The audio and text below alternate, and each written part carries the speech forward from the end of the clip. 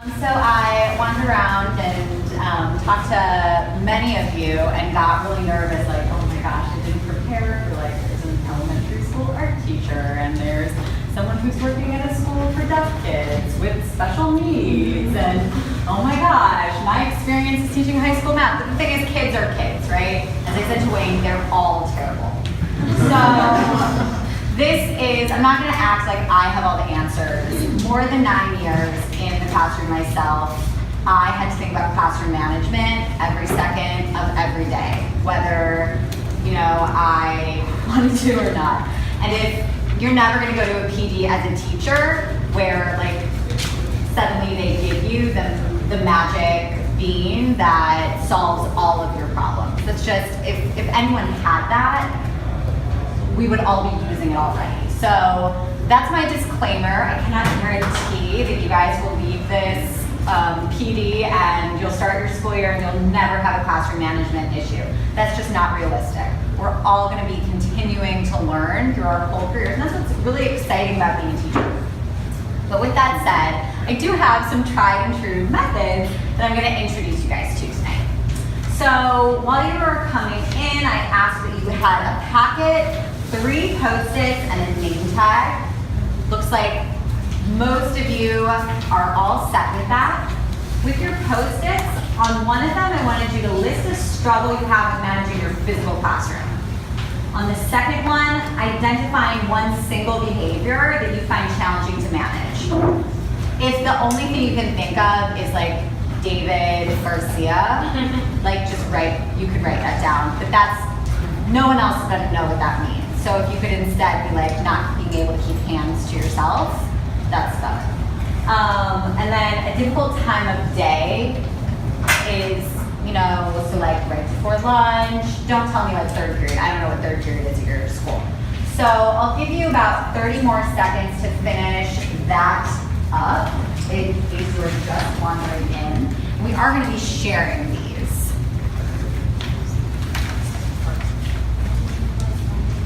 So while you're doing that, I'll dive a little bit more into who I am. My email is here. You can feel free to reach out to me if you have additional questions after this session. But I, as Wayne said, spent 9.5 years teaching high school math in New York City public schools. I was a Math for America Newton Fellow and then a Math for America Master Teacher, a New York City Department of Education Model Teacher. And listen, I did not have it together. Still, it was a pit in my stomach on the first day of school. When are they going to eat me alive? So you're not alone, okay? But what I will say is the longer you've taught, you've developed this street cred. And so it's like, when on the first day of school, I pretty much always taught 9th grade, yes, thank you. At a certain point, I taught every kid in the school. So if I could walk in and 50 kids run into my room and give me a hug, Miss Smith, how was your summer?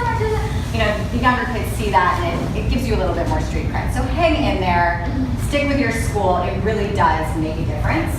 Currently, I'm working on my own startup, which is Kaching. We will soon be rebranding. New name, you can check us out on kidkaching.com. What we are is a mobile app that allows kids to invest their money in the stock market. So we make it easy for parents to create custodial investment accounts for their minor children so that kids can start investing their money and growing their wealth, as well as learning about the stock market and investing and important things around financial literacy. So that should be enough time for you to have written on your Post-its. One more piece of housekeeping. In these packets, the first page is double-sided. There's going to be a few different protocols that I demonstrate throughout the PD. This is where you can take notes on that so you don't forget exactly what that looked like. I might not name it. You might just be like, wow, what she's doing is so amazing. And then just, take some notes. Then you can steal that, turnkey it back to your staff. None of this stuff am I going to act like I invented. All of this stuff has been stolen from other PDs I've gone to, other teachers in my building, and that's, part of being in the teaching community. Okay, so first we're going to have a little verbal therapy session. This is how it's going to work. So we're going to get into groups of 4. So do your best to do that. We're kind of sitting Some of you, or it looks like it would be the easy group of 4. If it has to be 5, that's fine, okay? And then each person is gonna have 30 seconds to share their 3 Post-its. Now, if you don't need all 30 seconds, you just have to sit in silence because I don't want anyone to be ahead, okay? So I'm gonna tell you when to start, and you'll hear the timer go off when it's over. So if you need more than 30 seconds, it's just too bad. Like, you're done sharing, okay? And so while other people are sharing, you are listening, and you're listening for something really, really specific, okay? You're listening for patterns. So that means if Stephanie shares something and then Rose says like, oh, that's what I was gonna say, she feels some type of way. No, Rosa should still share that same thing so that we know, wow, like Gina, Leslie, Rosa, Stephanie, we all have this one struggle in common, okay? Stay in our groups because we're gonna have a little discussion around finding patterns. So, I want you to talk about what you heard and come up with a name. Like if it was like an archetype, right, of a theme of this is a common struggle. How would you identify, how would you label that thing that everybody said or that 2 out of the 4 of you said? Okay? And the reason I'm asking you to do this is because eventually we're gonna come up and we're gonna categorize all of our struggles. And hopefully we won't have like 100 struggles. We should have, about 10 that everyone falls into these categories of. Okay? So I'm gonna give you 3 minutes. Start with focus. Does anyone have a bunch of Post-its that could go under focus? After lunch was something that a bunch of people also talked about in terms of the time of day. Classroom optimization. Let's see, what do you mean by that? I feel like you really have limited space but really large class size, and trying to figure out, well, how am I going to organize that so I can actually circulate the classroom? How am I going to organize things so in order to just like, where do I put these things so they can be engaging but not a distraction during class? Okay, thank you, Leslie. Are there other people that have those same issues on their Post-its that want to put it up under classroom optimization? Awesome. That's another big category that's not up yet. Yes, Ariel. I kind of tied this after lunch, but I guess it's broader transitions and unstructured time. Transitions and unstructured time. Okay. Who else has that on a Post-it? Transitions and unstructured time. Anyone else? Okay, so you guys can come up silently and put notes up here. What's another big category? Stephanie? They erased it and erased it under the disruptive, so it's not there anymore. Disrupt the behavior. Oh, is this supposed to be disruptive? Just disruptive. Disruptive students? Disrupted or defined. Okay. Disruptive or defiant? Does anyone else have a Post-it that fits under that category? Are there any other big categories that we're missing? Parents. Parents. Could you be more specific? What do you mean by that? Parents feel like if they're 2 cents into everything, which can destroy the whole flow of the day, the flow of the morning. They feel like they have the right to step in when it's not ideal or optimistic. And based on who the parent is, they think they know their child, and sadly we're the one who has to take them to realize some of the habits you're giving to your child are actually making it worse. All right, awesome. So if anyone else has a Post-it that would fall under parents, you're welcome to come up. I wish that I had just like a bunch of quick fixes to give you guys for some of these problems. And I do have some quick fixes that I'll talk about at the end. But unfortunately, or fortunately, it's kind of the fun part too, really what you need to do is invest in classroom management. It is going to take up a lot of your time. You do have to plan for it, and there are things that you have to do. So the first thing is, it's really, really easy to say they. Okay, sure. As I said, kids are terrible. Like, we all know that. You can't control them. The only person you can control is yourself. So you have to take ownership over the fact that some of these issues are because of you, are because of the structure of school. So what do I mean by that? Well, what I want you to think about is like, how much do we ask of our little people? We ask a lot of them. Like, really, we ask a lot of them. One of the reasons why I stopped teaching was because I felt like a student. I didn't get to decide what time I went to the bathroom. I didn't get to decide what time I ate lunch. And I'm 33. I'd like to friggin' decide when I pee. Like, right? Hello, preach. So we're doing that to the kids. We ask a lot of them. We ask, you have to be silent when you walk in the hall, only one at a time. Like, there's all of these rules. So what I want you to do right now, and again, I apologize, this is just super, super quiet. And so forgive me for not modeling the timer so well. I'm gonna give us 30 seconds, and I want you to think of every single school rule or policy that you can think of. Just brain dump it on one of these sheets for 30 seconds. Okay, 3, 2, 1. Okay, now it's not a competition, but who wrote down more than 3? Who thought of more than 3? Raise it high. Who thought of more than 5? Who thought of more than 6? More than 7? More than 8? More than 9? Okay, so 8. 8 and 30 seconds.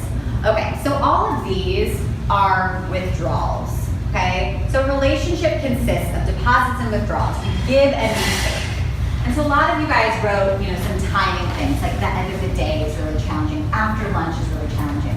What I want you to think about is, by the time a kid gets to you, how many withdrawals have been made? Even first period, how many withdrawals have been made? They were late. They had to take off their hat. They had to put their cell phone in their locker. They had to take off their hoodie. They had to throw away their bacon, egg, and cheese. They got yelled at this morning by their mom. They got pushed on the subway. They got wet on the way to school. There are so many things that could have been taken out of their piggy bank already by the time they get to you. And so if you haven't filled their piggy bank with enough deposits by the time they walk into your door, they're gonna have nothing left to give you. Our expectations for our kids to be perfect are kind of unreasonable. As much as we spend time with them and we do know our kids, and even in a small school where you know every single kid and you know all of their teachers, you don't know everything that happened to them that day. And sometimes it's hard to remember when they're driving you crazy that they're people too. They're people too. And sometimes they've got tough stuff going on in school and at home. So we're gonna come up with some ways to fill the piggy bank. We wanna fill it as full as possible without spending a lot of money, also without spending a lot of time. We can't have this super intense relationship with all of our students. We can't give everyone a hug every day. So what are some ways that we can fill the piggy bank? You have a scavenger hunt sheet on the second page of your packet. There's 9 boxes. I'm just gonna ask you to fill out 3 of them because I want you to get some brilliant ideas from the people in this room. So what you're gonna do is you're gonna fill out your 3 boxes on the scavenger hunt. Something that you do in your practice. If you don't do any of these things, then come up with a unique idea. Then you're gonna go around and you're gonna fill out the other 6, and then we'll share out a few gems. I'm not gonna time this, I'm just gonna kind of sense in the room when we're about ready to transition and share out. So start by writing your 3 things, and then get up and move, because you guys have been sitting for a while. It's getting kind of cold in here, we need to get moving. So I'd love to hear 5 amazing ideas that did not come from you. So if you have something you heard from someone else that you spoke to, if you could tell us what that idea was and who shared it with you. Who has one? Yep, Eric? First, ways I made a student feel special takes under 60 seconds is compliment their skills while they're doing an activity in class. And who did I give that? Rachel. Very nice. Okay, so that's one. Great. We have another home run idea. Free one, compliments, and then give them run. Awesome. Okay, great. Yep. Kelly said for advisor your home, she'll celebrate his birthday. Yeah, that's really nice. Showing kids who actually know who they are. Okay, great. Let's get 2 more. Gail? I'm sorry. Leslie said she had club advisor? Yeah. And Leslie was also talking about going to sporting events, Yeah, and stuff, she's right? showing support for students' interests and passions. Yeah, that's awesome. And that does take time, right? But you do that once and it makes such a difference. Yeah, tomorrow. Ways I make students feel special even when I don't really feel like making anyone feel special. Both of my colleagues said something really great. One said, keeping the door open during lunch, being present in the building, so that the children know they can feel acknowledgement if you don't want it. It's really one of those days to leave the building. Another one was just having a positive focus regarding the classroom, just to get you motivated. And remind us why we're there, I guess. Yes, yeah, that's a great one. And Walker, is that the one that you were talking about? I said available, and if it's Oh, okay. really bad day, go out for lunch. Okay, Daniel, you brought up the have a positive thought. So it's really easy to focus on like that one red sock. It's a whole, load of laundry paint. And it really does color your experience and it changes your view of your day. There's so many amazing kids you could be having positive thoughts about, even the red socks. Okay, great. So, a few more uninteractive slides. So thank you guys so much for indulging me while you did your scavenger hunt. I hope that you got some good ideas. Now down to the nitty gritty. You really have to teach soft skills just as you would teach content. I would make a unit plan that not only included my standards and my daily objective for their content-based goals, but also what is the learning objective for their soft skills. And so when you do this, you need to think about what's a logical order to teach them these skills. And is it logical based on where they are in their cognitive development? My expectation for what a kindergartner or a first grader should be able to do and the way they should be able to behave is different than what I expect for a ninth grader. It is really, really helpful if there's vertical alignment in your content area, if you're in high school, or just amongst the middle school or elementary school grades, where you guys actually have a conversation about, okay, so what are the soft skills that we're expecting a kid to be able to demonstrate in third grade versus fourth grade versus fifth grade? Because if you all have different expectations, then how is a kid supposed to know what they're supposed to be able to do, how they're supposed to act? We have to remember that kids are not mind readers, and what we think is totally reasonable, they absolutely disagree with 100%, okay? And then you need to think about, well, how are you going to actually assess whether or not they learned this skill, and how are you going to give them feedback as to whether or not they learned that skill? So for me, when I was a high school teacher, the big way that I combated this classroom optimization and this lack of focus was by doing group work. So I had a class that was 32 kids. Maybe that sounds small for some of you, but for me, 32, that was a big number. And 32, 14, 15-year-olds, they're big. And so I couldn't get around, I couldn't pass out papers, I was wasting so much time. The only way to make it possible for me to give individualized feedback, to not go crazy, was to have them working in groups every single day. So how did I do this? Well, we came up with a teamwork rubric that I would use. And this would go on their team folder at the start of every unit. So it would have a calendar of every day that they had class. It had the rubric at the top that we agreed on as a class and that we came up with. These are the skills that I want you to demonstrate. And the first time we did it, each day we practiced a different skill. And then I'd have to give them an activity that aligned with that skill. So I can't expect for students to show that they can explain their thinking if the activity is completely silent. I can't expect that everyone stays on task the entire period if there's 10 transitions in a day and, a fire drill or something. And so we would talk about, okay, so what am I assessing each day? And then in real time during class, I'm going around the room and I'm giving them feedback on just that one skill. And I give that feedback in writing. There is something that is much lower stakes about it being in writing, and it feels less personal than when you say, Carrie, can you please pay attention? Instead, you just go up to the group and you take their folder and you listen to the conversation that they're having, and you write down, Carrie needs to pay attention, you put it down and you walk away. And then Carrie sees your note to her, everyone else sees your note, and then they can get back on task. And then later, you know, if you feel like it's okay to cross it out or it's okay to erase it, or you can come back and over and write, Carrie, I've seen a lot of improvement. So having that communication done through writing and have it be really clear, this is what I'm looking for today, this one thing, I want everyone to demonstrate it today, makes a huge difference.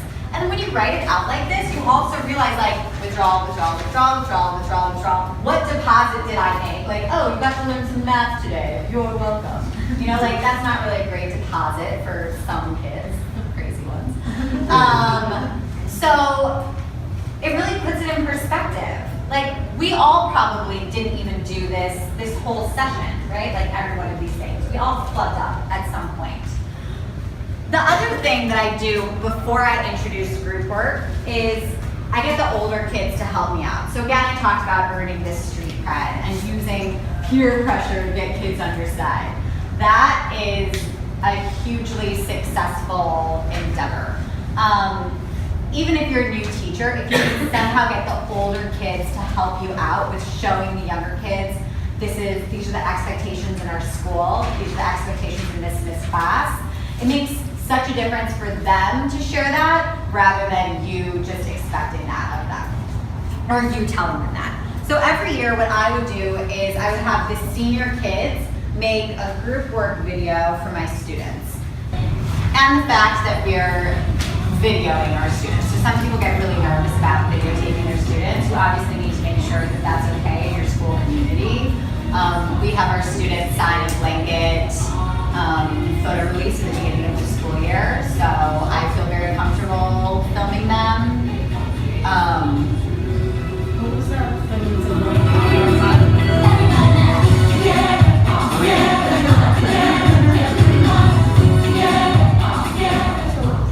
So they came up with these tips. So collaboratively, we help them come up with that.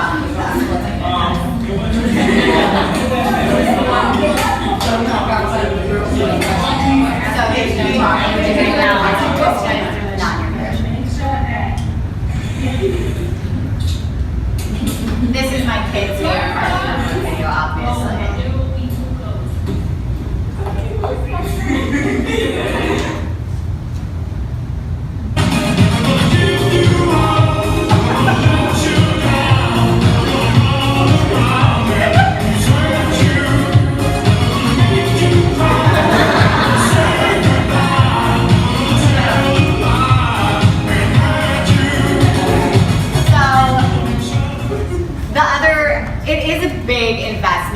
A whole day, and we watched this video actually twice because the first time I say, okay, the first time we're gonna watch it and you're gonna laugh because you're gonna see older kids, they're gonna be doing some silly things and it's gonna be really fun.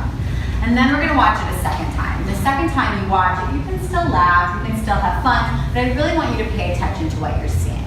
And so they see these kids working in groups, they see the rubric that they came up with, which, you know, I helped them come up with the certain categories. I made sure that the ones that I wanted on there were their ideas.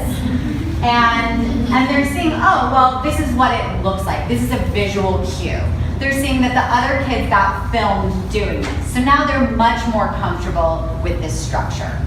So other things that you need to invest in at the beginning of the year is teaching kids exactly how you want them to do everything. So I had systems, and I taught high school, and I still had systems for how we shared out as a class. If you do a share out in 4 people, it's not always that same way, but a way that ensures that everybody participates. Ways for passing out papers. If you have 32 kids, you cannot be walking around passing out individual papers. I came to class, it took me time, with my folders already loaded. The kids were trained. You walk into the classroom. The team captain gets the folder out of the bin. You sit down. You pass out the paper to everyone in your group. I never passed anything out after the first day. They were trained to do that. How are you going to collect papers? I never lost anything. And if a kid said that I did, it was impossible. Because the only papers I collected were papers that were in the team folder. So all of the communication back and forth between me and my students was through this folder. You never physically handed me anything. You didn't hand me a quiz, you didn't hand me a test, you didn't hand me anything. Everything went in the team folder, or if we were sitting individually, I'd have row folders at the front of the classroom, and everything went in there. And that made sure it couldn't get lost.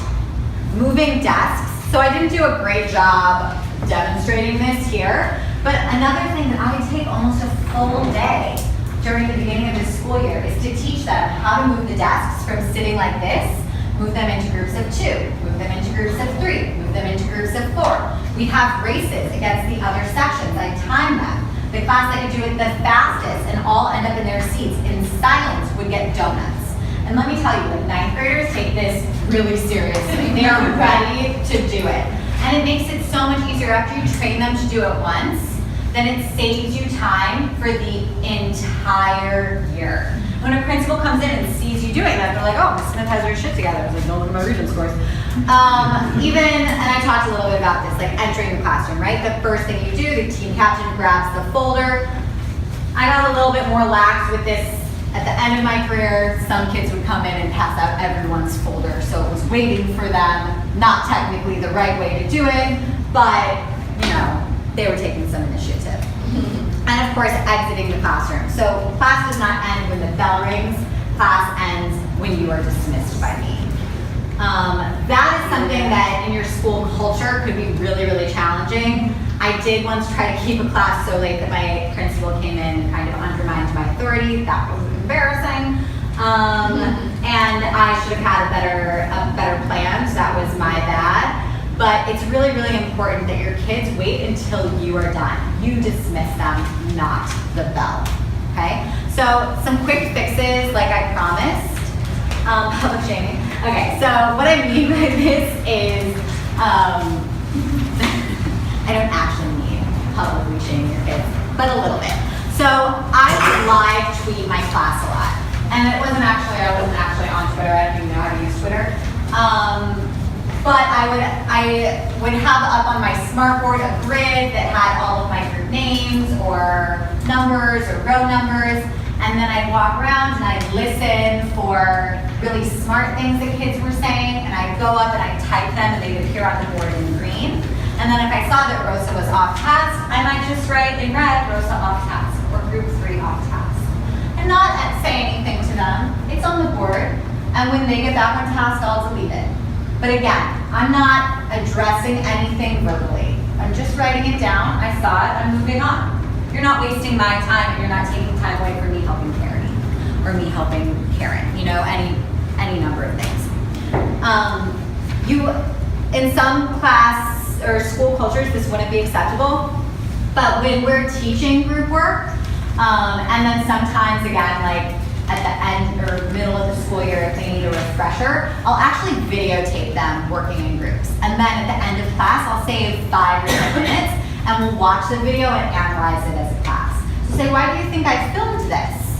And what I would do is I would film it on my iPhone. I had a document projector, a document cam, and I just put my iPhone on the DocuCam and put it down real close, and it basically looks like you're watching the full movie.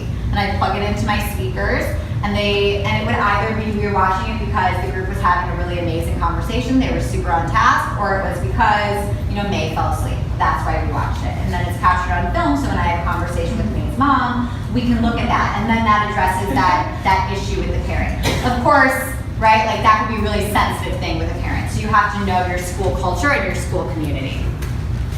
Does anyone know Past Dojo? Okay. So like, I think Class Dojo has diminishing returns when you use it too often, but I did use that with 9th graders, and it's geared toward middle school educators and elementary, but it worked great for high school. What Class Dojo is it's totally free classroom management technology tool. You can sign up on classdojo.com. You create a class. I don't remember exactly how you import your class list. You might have to do that manually. Each kid is assigned a little avatar. They're very cute. And then you can put it up during class. And so they have all these little avatars with everyone's name. And as kids are demonstrating positive behaviors, they can get points. There's like a little sound that goes up and it shows you why you gave them a point. And then as kids are demonstrating negative behaviors, you can subtract points from them. Now, it's a lot to manage class dojo and teach a class. In high school, I felt comfortable doing this. I think some middle schools could definitely do it.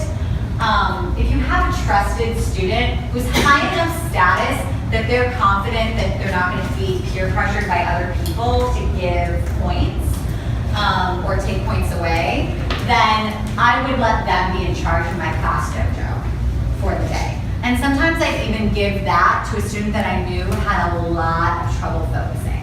And so Isaiah Harden, I knew this was not a day that he was going to learn any math. Nope, Isaiah is not learning any math today. So he is in charge of class dojo today. So instead of having him disrupt the learning environment for everyone else, give him a little bit of power. Now he's very focused on seeing, making sure that nobody else talks out of turn. And people are participating, and he's really, really engaged. And then, you need to have a lunchtime session with him or follow up with him in advisory or whatnot. But I do recommend Class Dojo. I love, they're really good people.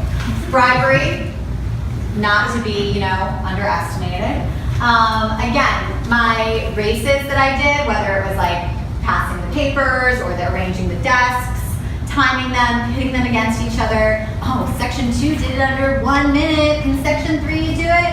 And then giving them donuts if they were successful. Like, it works. Just do it. But last straw. The other thing, I don't think we had a lot of people that talk about this, but like being on time to class, that's often a classroom management struggle, especially in older grades. So the other thing that we would do, especially in advisory, was an on-time raffle. So every day that a student's on time, they get a raffle ticket. And then at the end of the week, you draw a winner. And they get something that either the school provided, or you could give them something that is basically of no cost to you. Maybe it's like you get to, eat lunch with Miss Smith one day, or stickers, kids love stickers. Or they get to be in charge of class dojo that day, those types of things. Okay, I talked about the folder races. So that's basically it. I'm going to stick around up here if people have questions. I'm going to really encourage you, if you have any genius ideas for any of these categories, come up, write your name in green, pink, or orange, your email, so that we can all see who the experts are for us to contact. Thank you guys so much. You were super, super great. I hope this was helpful. I hope you have some actionable strategies